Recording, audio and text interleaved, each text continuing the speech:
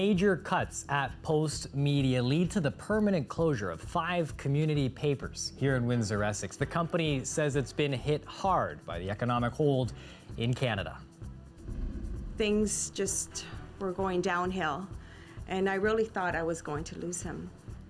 A retired ER doctor in Windsor recovers from COVID-19 after 10 days on a ventilator. Tonight, we hear his call to action.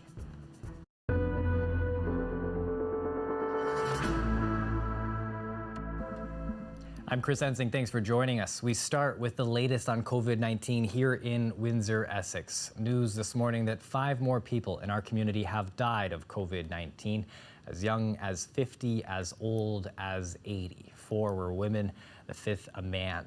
43 people have now died of COVID-19 in Windsor-Essex, with 30 of those people living at long-term care or retirement homes. Now, our number of total cases sits at 581. Of those, 159 people have recovered, including a local doctor, a story that we're going to share with you later tonight. But first, a look at what migrant workers are experiencing in southwestern Ontario. An advocate calling the recent outbreak at a greenhouse in Chatham, Kent, concerning. 40 workers at Greenhill Produce have tested positive for COVID-19. For more, we're joined now live by Amy Dodge. Amy, what are you hearing? Well, we heard yesterday about how communal living and the working conditions could actually play a role in how COVID was spread within that facility. We heard from Greenhill Produce how anyone who was tested positive for COVID and anyone who's been in contact with anybody is actually in isolation and in quarantine right now. Even still, speaking to advocates today, they're still very concerned with the idea that communal living is just part of being a migrant worker. Bunkhouses, farm worker quarters are a recipe for a disaster. Until we take steps to provide decent and affordable housing for farm workers and not the cramped condition that currently exists, they're ripe for pandemics. And we have to start now to ensure that these doesn't happen to other bunkhouses across Canada.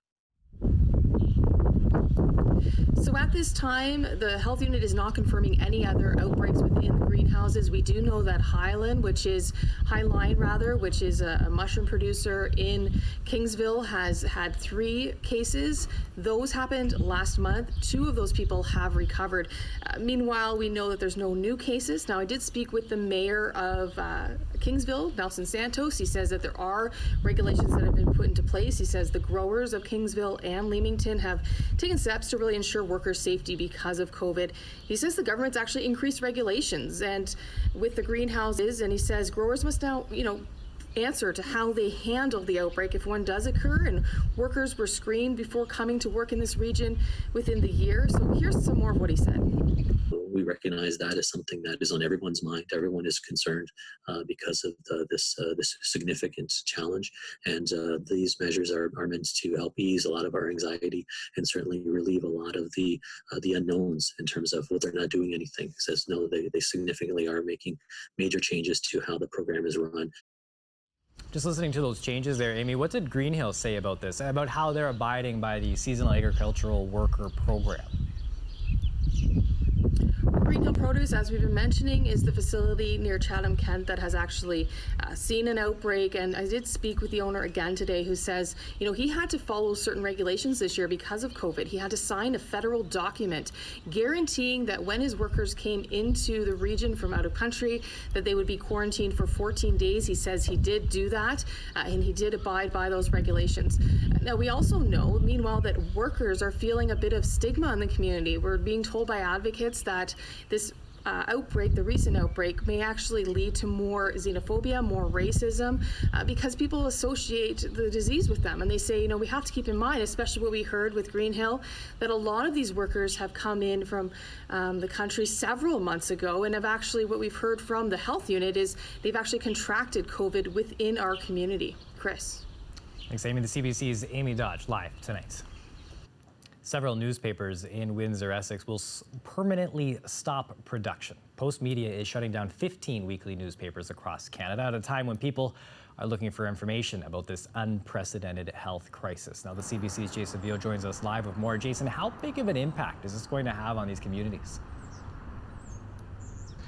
Well, Chris, there's concern about a lack of accountability, transparency, and just a sense of people feeling connected to the communities they live in. And one expert I spoke with says it surely will be a huge loss for communities like this one here at Tecumseh. And the local paper, the local weekly paper that will be shut down is just behind me there. And especially for those who rely or just enjoy that hyper local information or content that they don't really get or can't really get anywhere else. So there are 5 weekly publications in Windsor-Essex that will be closing as of May the 4th, and those include the Kingsville Reporter, the Lakeshore News, LaSalle Post, Tecumseh Shoreline Week here where I'm standing, and the Tilbury Times. Now, that same journalism professor says the timing of all of this is kind of bad all around, because on one hand, this is a time in the midst of this pandemic when people really need the information the most, but it's also a time when businesses are really struggling to stay afloat, and the newspaper business isn't immune to that, especially since they rely so much on advertising. People at a time of a crisis, like what's going on with the coronavirus, they want to know what's going on in their communities. They need to know what's going on in their communities, and that's lost when news organizations, and the only news organizations in these small communities, get closed down. Big picture, what ends up happening is we have something called news deserts. So we have parts of southwestern Ontario that used to have journalists covering them and reporting on them and holding power to account in those communities. That's lost, and it's not being replaced. Hopefully one day we'll come up with a creative model to replace it. But right now, that's a big loss for those communities because they don't have anybody there watching and making sure that the communities are being well served by their leaders, by the businesses, by whatever powers might be within those communities. Now, Chris, with these 15 weekly newspapers being shut down in Ontario and Manitoba, that means 30 permanent layoffs right across the board. And Jeremy Copeland, who you just heard from there, also says we might see more municipalities, cities, and towns actually using their communications folks as ways to tell stories. It'll be a bit different than what we do. It'll be community-based, and they will kind of lead the coverage on that. And he said the downside, if we were to see more of that happening, is that they kind of have an agenda and they're not objective. I mean, they collect a paycheck from the municipality, and he says we surely won't see or may not see as much whistleblowing type stories being told if that were the route things were to go. Now, Jason, what is Postmedia saying about all of this, about the closures themselves and the timing of it? Well, Chris, they were very brief in their response to us. It was a very short statement outside of just listing off the facts of which papers were closing and when and how many people were affected. Here is what they did say, though, briefly in an email statement to us. They say, shutting down a publication is never our first choice. These are low circulation publications. All but 2 of them are free weeklies and were not profitable. So clearly, Chris, again, this is a financial decision. This is why they say they made this cut at this time.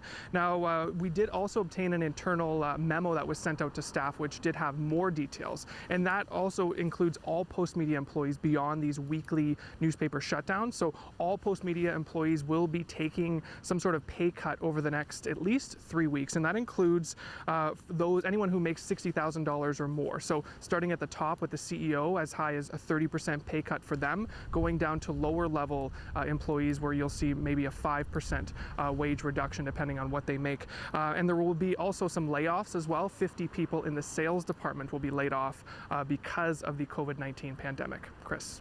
Thanks, Jason. The CBC's Jason Vio, live tonight.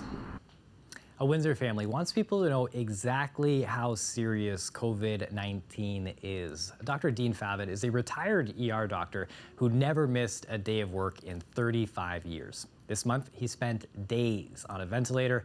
His wife didn't think that she'd ever see him again.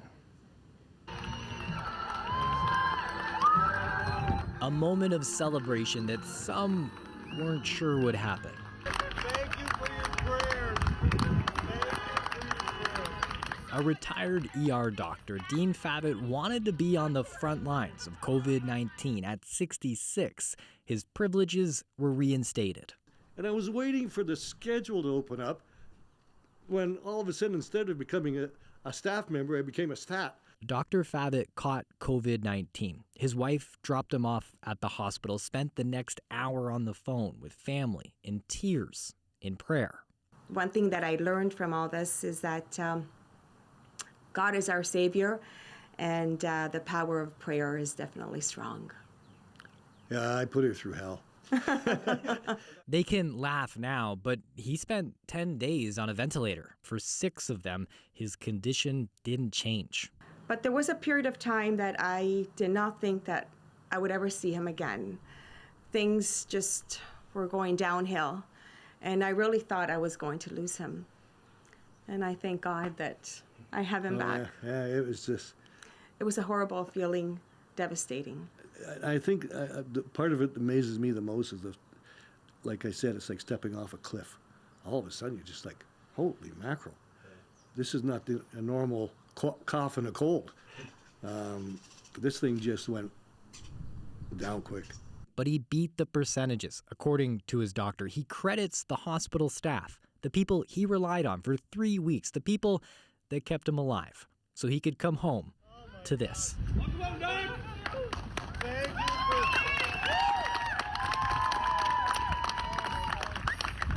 I just prayed, and my prayers were answered.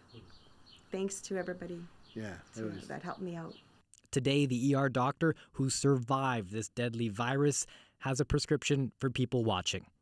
Pay attention and be patient. You know, the world's on a reset button, and nothing's going to be the same.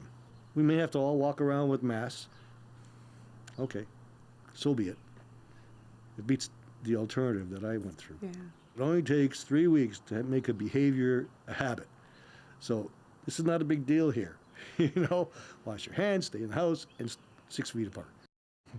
Very strong family there.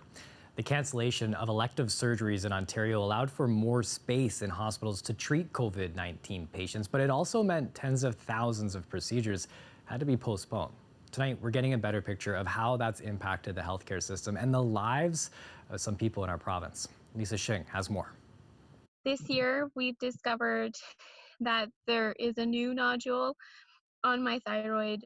Discovered during a routine ultrasound she gets every year, that nodule on Melody Sears' thyroid had shown early signs of cancer.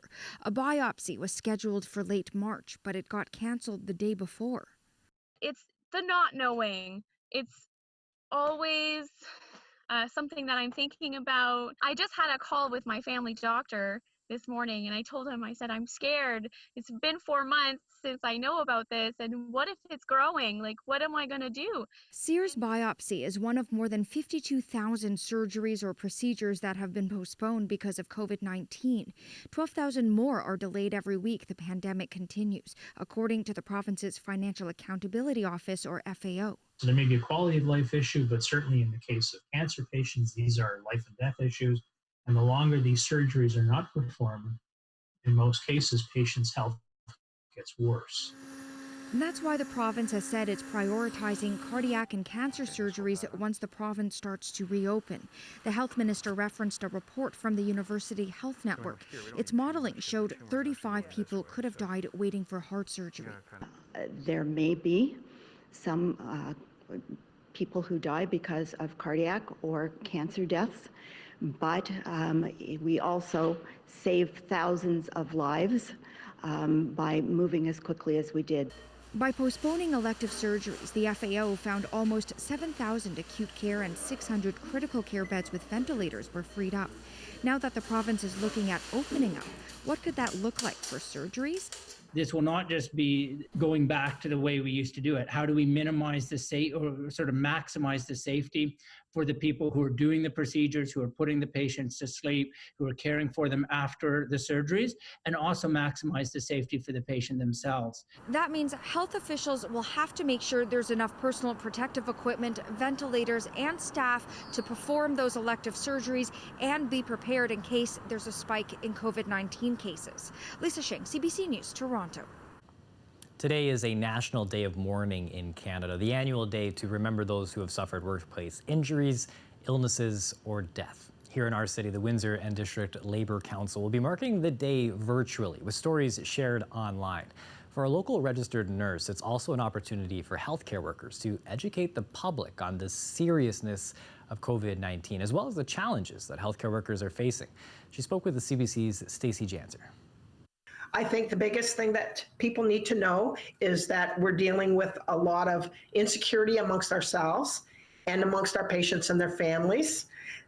The families aren't allowed to come in and visit right now, and it's very, very sad, and it's very stressful, especially when we're dealing with people that may be at end of life. They are allowed one person in, but it's not the same as it was before. Sometimes they're doing FaceTime with the families so that the families are able to say their goodbyes, but it's not the same, and it's very traumatizing to the nursing staff to have to deal with that emotionally, in addition to the fact that they're living in fear that they're going to take the virus home to their own families, to their own children, wherever they go. And it's just, it's added stress that it's going to give a different level of PTSD, I believe, in the future. What kind of things can people do now to support essential workers? Right now, I think it's just that you follow the rules that have been outlined. The social distancing, washing your hands, staying home. If you need to go and get your essential items, then that's what you do, and you don't do anything else.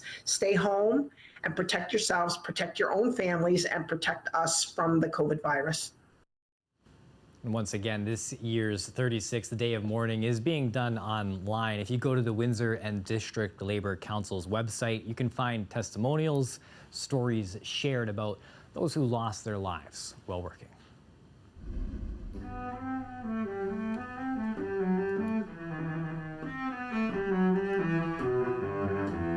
It sounds beautiful, but take a look at what happens next here. That is a beautiful shot. That's Hayden McKay playing the cello. He plays professionally with the Detroit Symphony Orchestra, but these days, he's trying to reach his audience by different means. He's on top of St. Mary's Anglican Church in Walkerville, and with the help of his friend Edward, who filmed it with his drone, you get to see this view of our city and Detroit.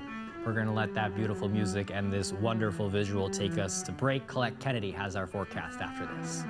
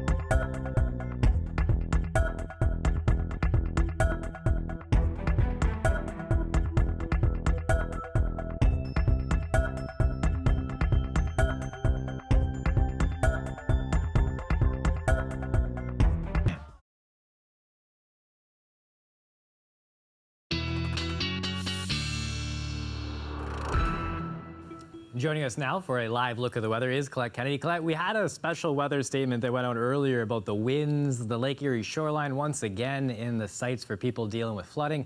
Can you explain sort of what we got going on this afternoon?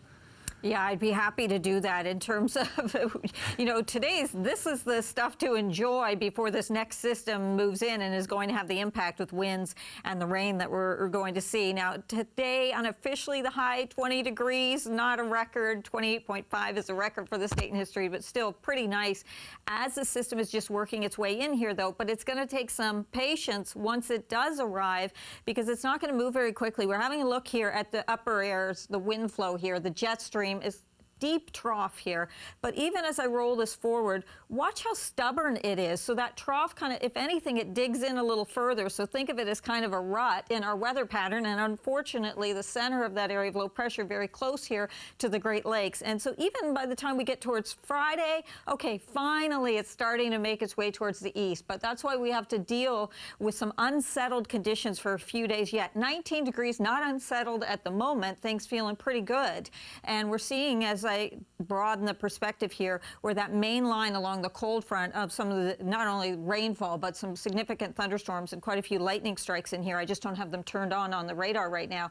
But as this moves in, we'll see some showery activity, which will be somewhat light in nature. But as the low gets closer, we'll see those winds kind of quickening up. So the winds get stronger, and then we'll see that it fills in a little bit with some of the rain too. So the intensity gets heavier, but look at how it pushes from south to north. So it's going to nose in here, really hoping it'll be a little bit further off towards the east so that our areas, our communities that are so under the gun with the flooding won't be impacted by as much in terms of the rain, and that will keep it closer to that, if you look at the models here, keep it closer to that 10 millimeters than up there where some areas are looking at more like 30 to 40 millimeters. Northeastern Ontario is really going to get hit hard with this one in terms of the amount of rain. Overnight tonight, mild, but we'll see showers and then rainfall developing. So tomorrow, not like today, 16, not that much cooler, but it's going to feel cooler with those winds being gusty, coming in around 50 to 60 kilometers an hour. I still like the look of the weekend, certainly the first half of it, Chris, in terms of sunshine and getting those temperatures back up. So just a little patience for a couple of days here. Just a little patience. Thanks, Ms. Colette. You're welcome. Now, coming up, we are going to show you the virtual question period and how your members of parliaments are handling the idea of muting their mic when they're not talking. That's next.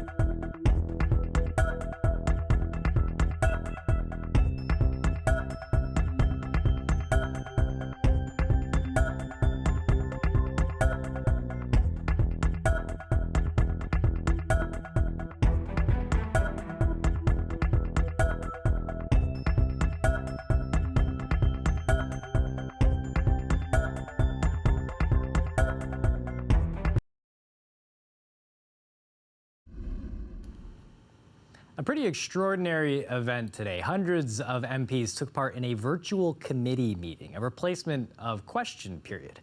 Julie Van Dusen shows you how it looked. This is a historic date, and we are doing a first. It's not as dynamic as question period in the House of Commons. Today, for the first time in Canadian history, MPs from across the country met in one big Zoom committee. Should any technical challenges arise, yes, in this pandemic, this is virtual question period, available to all 338 MPs. Some joined in their offices, some at home. More than 280 jumped on with varying results. Yes, there were a few glitches. Can you hear me? Can you hear me? You're on. Mr. Speaker, I'm not hearing sound. Sorry, there's an issue with the translation. Mr. Speaker, we can't hear him. Okay, we have another point of order. We're having a technical issue. I just want to pause for a second. Just like your family and office Zoom calls, there's an effort to gussy up the backdrops with flags, art, plants, family photos, and plenty of books. The topic was all COVID-19, its impact on health and the economy. Make sure we're protecting people. The rate at which Health Canada is providing approvals to companies who are looking to offer new testing kits. It is really important that we get testing up to speed. We're also leveraging our point of order, Mr. Speaker. I can't hear the response. There was nothing zen about this Zoom. Ideally, they will sort out the bugs in the many more Zoom calls to come. We're all learning together here. Tomorrow, another gathering, this time in person, when some MPs and cabinet ministers will meet while respecting physical distancing to discuss funding for students affected by this pandemic. Julie Van Dusen, CBC News, Ottawa.